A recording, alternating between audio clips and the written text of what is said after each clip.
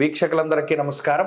September నెల 1వ తారీఖు లగాయతు 7వ తారీఖు శనివారం వరకు ఉండేటువంటి గ్రహగతుల ఆధారంగా ద్వాదశ రాశుల వారికి ఈ వారం ఏ విధమైనటువంటి శుభాశుభ ఫలితాలు కలగబోతున్నా తెలుసుకుందాం. తులారాశి వారికి ఈ వారం సాధారణమైనటువంటి గ్రహస్థితి గోచరిస్తూ ఉన్నది. ప్రత్యేకించి ప్రతికూలించే గ్రహాల సంఖ్య తగ్గడం ఇది ఒక మంచి విషయంగా చెప్పచ్చు.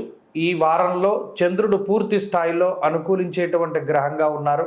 మానసిక ప్రశాంతతని ప్రసాదించేటువంటి చంద్రుడు అనుకూలించడం వల్ల కొంత ఇష్టమైనటువంటి ప్రదేశాలను వీక్షించడం, దశమస్తో యదా చంద్ర యత్ర కార్యార్థ సాధనం, ముఖ్యంగా ఆదివారం నాడు ఏ కార్యక్రమాన్ని ప్రారంభించినా అది దిగ్విజయంగా పూర్తిగా వస్తూ ఉండడాన్ని ఈ వారంలో తులారాశి వారు గమనించవచ్చు.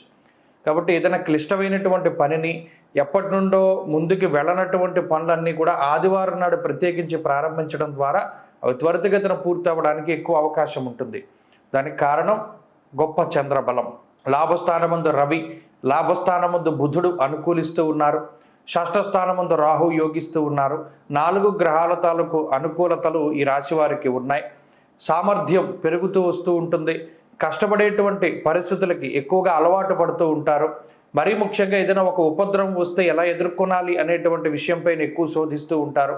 అనుభవపూర్వకమైనటువంటి జ్ఞానాన్ని పెంచుకుంటూ ఉంటారు.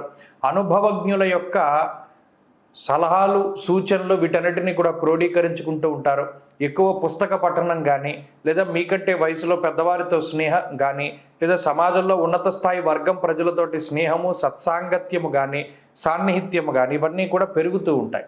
అలాగే జీవితంలో ఏదైనా ఒకటి సాధించాలి అనేటువంటి స్థితిలో ముందుకు సాగుతూ ఉండేటువంటి తులారాశి వారికి కొంత అద్భుతమైనటువంటి ప్రోత్సాహకాలు లభించేటువంటి వారంగా ఈ వారాన్ని మనం చెప్పుకోవచ్చును.